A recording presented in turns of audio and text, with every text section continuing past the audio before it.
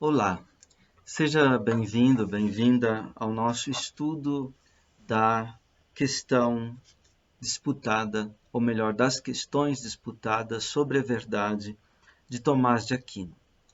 Nós estamos lendo e comentando a primeira questão, que se intitula justamente De Veritate, da verdade. E estamos lendo e comentando o artigo 1º, que pergunta: Quid est veritas? O que é verdade? Bem, nós já lemos e comentamos as objeções, né? Porque a resposta coloca: parece que o verdadeiro é totalmente idêntico ao ente. Em seguida, vem objeções a esta tese, de que, ou melhor, nesse primeiro momento, nós temos objeções que procuram mostrar que o ente e o verdadeiro significam totalmente o mesmo. O ente e o verdadeiro são totalmente o mesmo. Há uma identidade total de ambos. Bem, depois nós temos objeções que são contrárias a esta posição. Elas procuram mostrar que o verdadeiro e o ente não são idênticos, que diferem. Bom, depois nós vimos a resposta de Tomás de Aquino, que ente e verdadeiro são realmente o mesmo, mas que diferem conceitualmente. Ou seja, o conceito de verdadeiro, ele diz algo que o conceito de ente não diz. Ou, se quisermos nos expressar de outro modo, o nome de verdadeiro expressa algo que não é expresso pelo nome de ente. Então, embora ente e verdadeiro se convertam um no outro e sejam realmente o mesmo, há, no entanto, uma diversidade de razão, ou seja, uma diversidade no ser pensado, no ser considerado pelo intelecto. Uma diversidade naquilo que o nome expressa, diz Tomás de Aquino. Bem, nós vimos, então, depois da resposta, algumas das respostas de Tomás de Aquino às primeiras objeções, né, que apresentavam a defesa da posição de que o verdadeiro significa totalmente o mesmo que o ente. Nós vimos já já vimos 5 respostas de Tomás de Aquino. Faltam ser vistas a respostas 6 e 7. Bom, então vamos recordar a objeção 6. Ela dizia assim: todas as coisas que não são idênticas diferem de algum modo, mas o verdadeiro e o ente de modo algum diferem. Não diferem por essência, pois todo ente é verdadeiro por sua essência.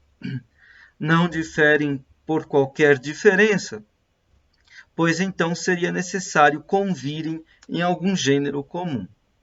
Portanto, são em tudo idênticos.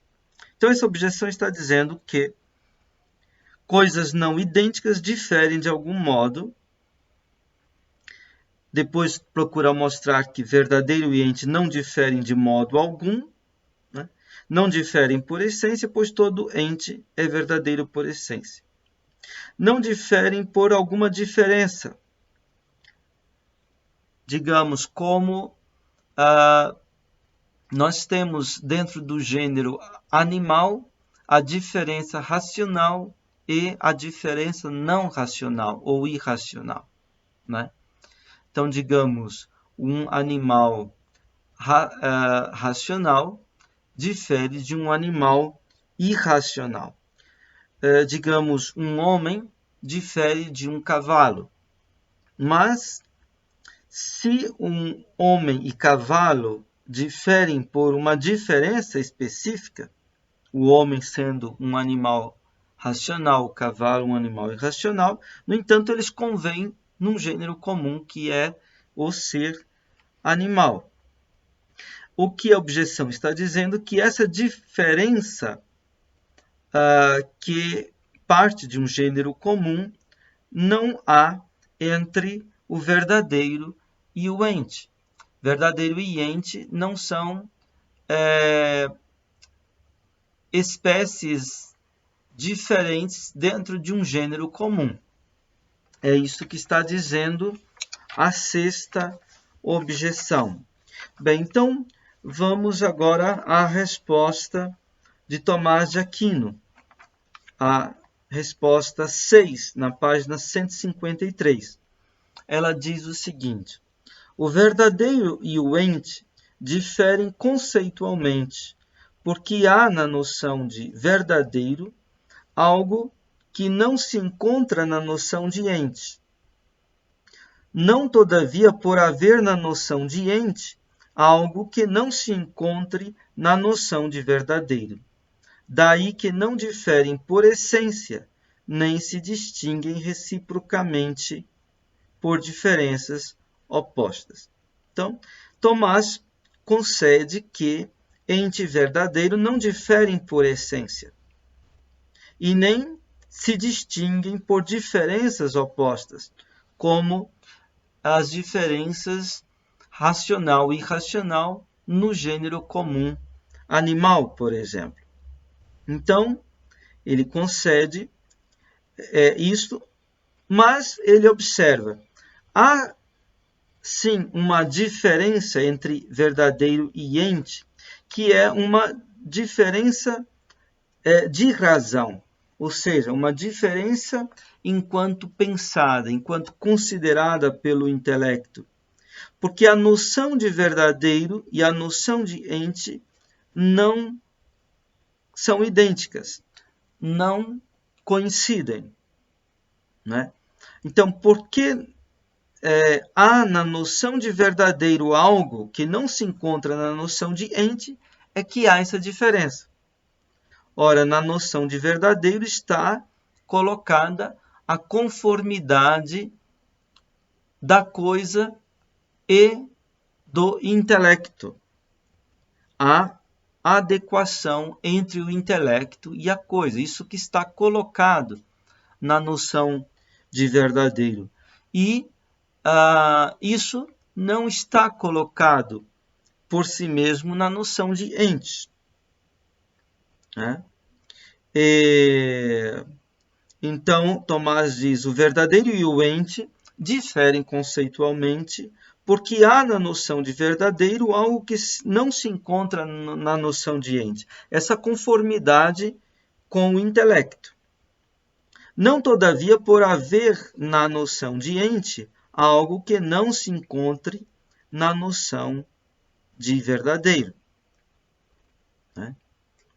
Daí que não diferem por essência, nem se distinguem reciprocamente por diferenças opostas. Vamos ver agora a sétima objeção.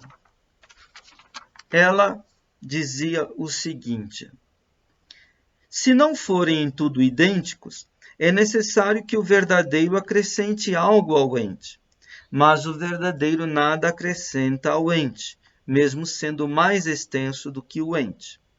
Isto fica claro pelo filósofo. Aqui é mencionado o quarto livro da Metafísica, capítulo 16. Quando diz que definimos o verdadeiro, dizendo que é aquilo que é, ou que não é aquilo que não é. Assim, o verdadeiro inclui o ente e o não ente. Portanto, o verdadeiro nada acrescenta ao ente e parece que o verdadeiro é em tudo idêntico ao ente. Então, defendendo a identidade de verdadeiro ao ente, essa objeção diz que o verdadeiro não acrescenta nada ao ente, né? Mesmo sendo o verdadeiro mais extenso do que o ente, porque ele diz o verdadeiro, ele concerne tanto ao ente quanto ao não ente, né? Ele parte da definição de Aristóteles, da indicação de Aristóteles, que diz: nós definimos o verdadeiro dizendo que é aquilo que é, ou que não é aquilo que não é. Então, o verdadeiro, ele abrange tanto o ente quanto o não ente, tanto o que é quanto aquilo que não é. Verdadeiro é quando dizemos que é o que é e que não é o que não é. Então, implica tanto o ente, o que está sendo, o que é, quanto o não ente, o que não está sendo, o que não é. Então, esta objeção que tinha sido movida, tá, contra alguma diferença entre o verdadeiro e o ente. Bem, Tomás de Aquino então responde: o verdadeiro não é mais extenso do que o ente, pois o ente considerado, de certo modo, disse do não ente, enquanto o não ente é apreendido pelo intelecto, pelo que diz o filósofo, que a negação ou a privação do ente dizem-se de certo modo dos entes. E também Avicena diz, no início da metafísica, que não se pode fazer uma enunciação a não ser do ente, porque é necessário que aquilo sobre o qual se estabeleça uma proposição seja apreendido pelo intelecto. Assim fica claro que todo o verdadeiro é, de certo modo, ente.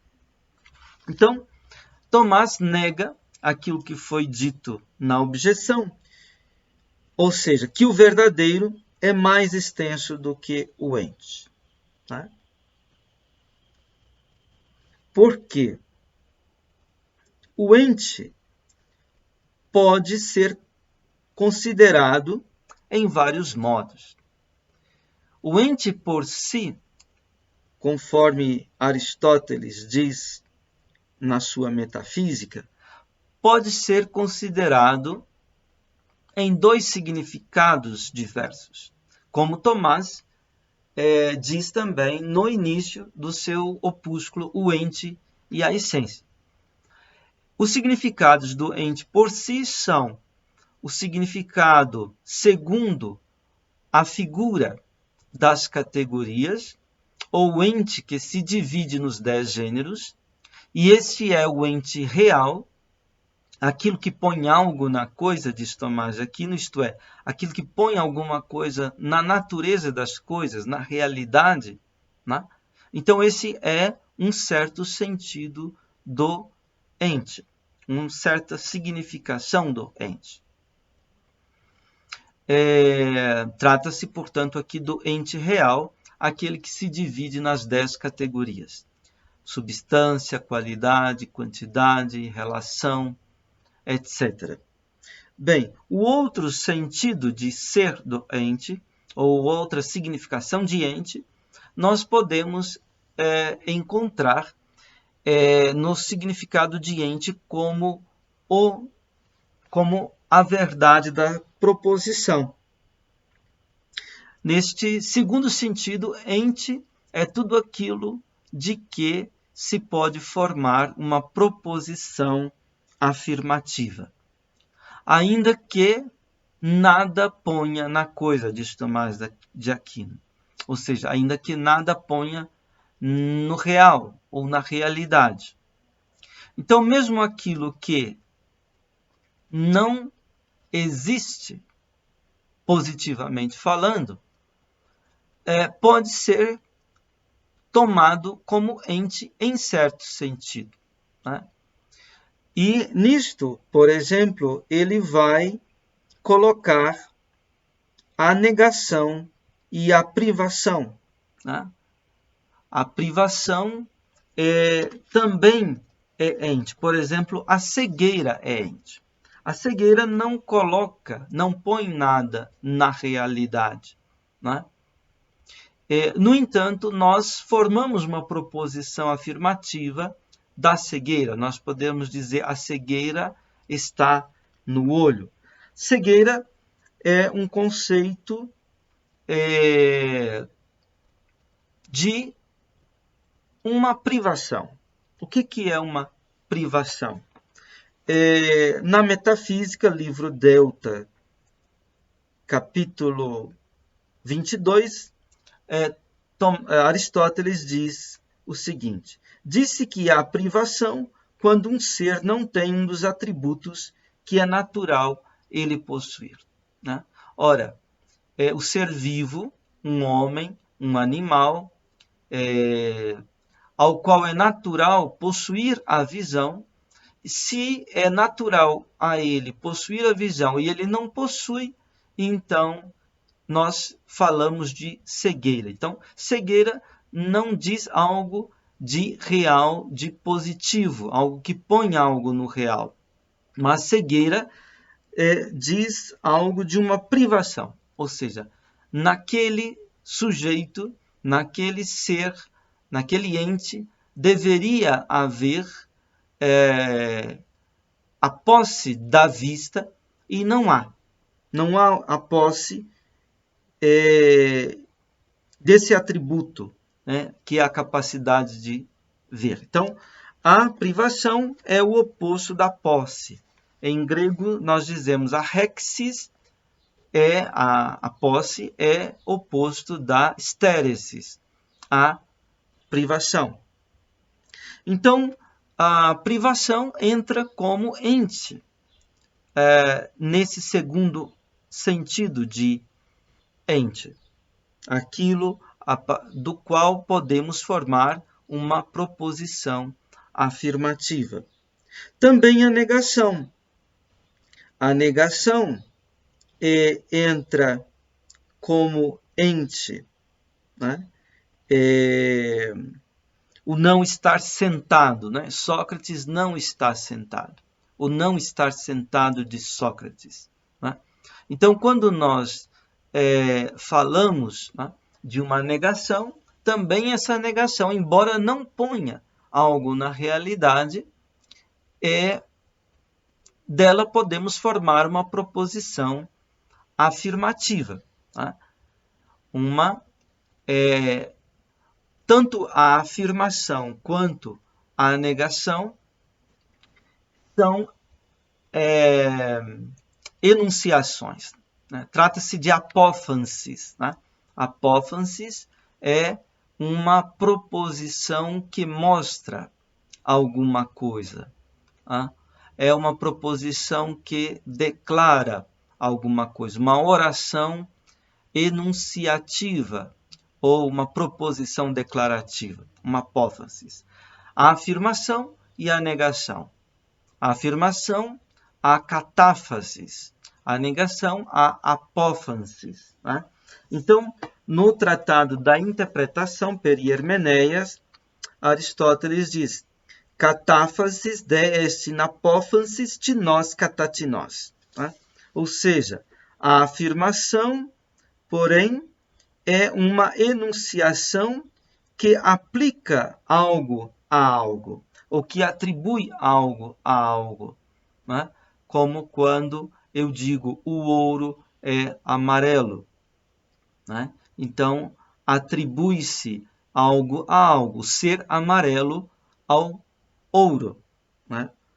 E a negação, diz ele, apófasis de estin apófansis tinos kata apotinos. Ou seja, a negação é uma enunciação, é um discurso que mostra subtraindo, distanciando, removendo algo de algo. Né? No entanto, como quando eu digo a pedra não é mole. Né? Então, aí estou removendo, estou retirando, estou subtraindo o ser mole como um predicado ou um atributo da pedra. Né? Então, nós temos a afirmação e a negação como enunciações. Né? Ora, a enunciação, então, aqui são entes de razão. Entes que são, enquanto são considerados, apreendidos pelo intelecto. Então, o que Tomás de Aquino, nesse número 7, está dizendo é que o não-ente, enquanto apreendido pelo intelecto, ele é considerado ente. Né? Então, o não-ente é não-ente. Ou seja, o não-ente não é. No entanto, isso se considerarmos, então, ente no primeiro sentido, no primeiro modo, daquilo que põe algo na coisa, na realidade, na natureza das coisas. O não-ente não põe nada, né, na natureza das coisas. No entanto, uma vez que o não-ente é considerado pelo intelecto, apreendido pelo intelecto, nesta medida podemos dizer que o não-ente cai sob a determinação do conceito de ente. Né? Então, tudo que nós apreendemos com o nosso intelecto, tudo aquilo que nós consideramos ou pensamos intelectivamente ou conhecemos intelectivamente, tudo isso nós apreendemos a partir da forma do ente. Né? Então, Tomás de Aquino também coloca uma citação de Avicena, né? Isso que Aristóteles fala do não-ente, enquanto apreendido pelo intelecto, ser de certa maneira ente, está no 4º livro da Metafísica, capítulo 1. Bom, Avicena, no primeiro livro, comentário ao primeiro livro da Metafísica, capítulo 6, então ele vai dizer que toda a enunciação que nós podemos formar se forma a partir do ente, né? Desde o ente. Então, se nós vamos formar uma enunciação sobre o não-ente, é a partir do ente que nós formamos essa enunciação. Se nós vamos formar uma enunciação sobre a privação, por exemplo, a cegueira, é a partir do ente que nós formamos essa enunciação. Se nós vamos formar uma enunciação sobre a negação, é a partir do ente que nós formamos esta enunciação.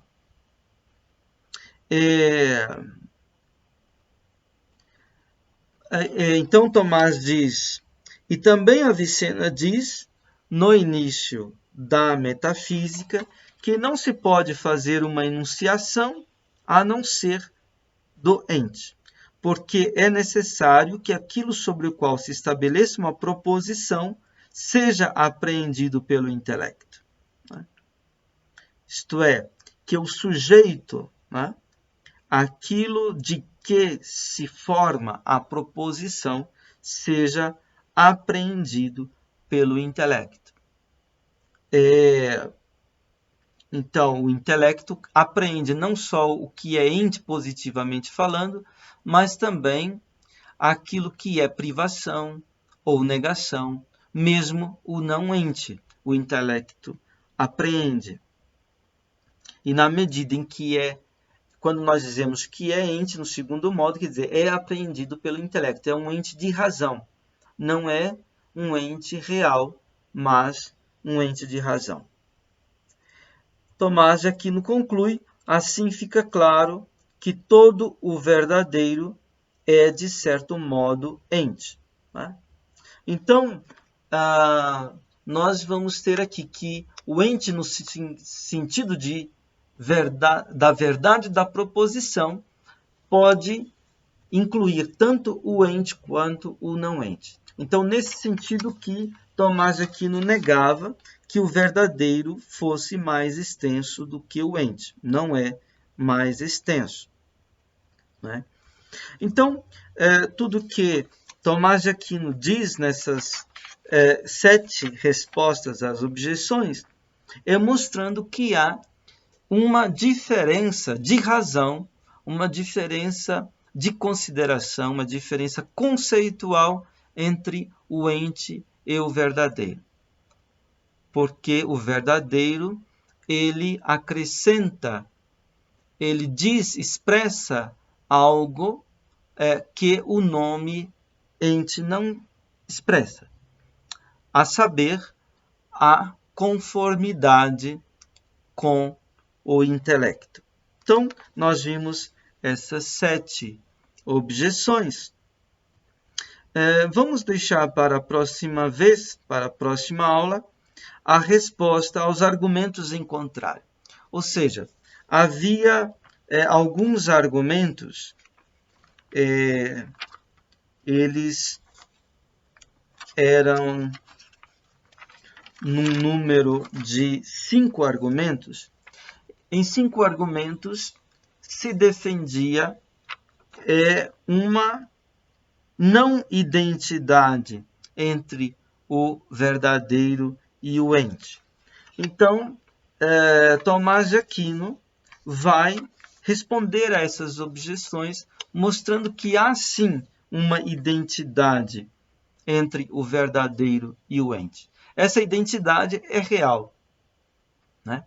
Então, veja bem, aos argumentos que defendiam que não havia diferença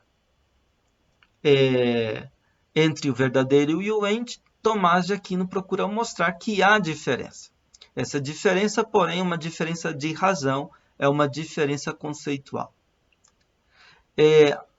Aos argumentos que procuravam mostrar que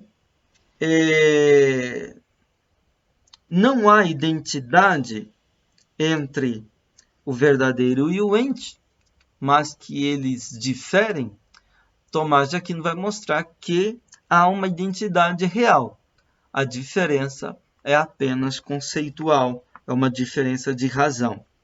Então, os 5 argumentos e as 5 respostas de Tomás de Aquino nós iremos analisar na próxima aula. Agradeço a você pela sua atenção e pela sua paciência e até a próxima.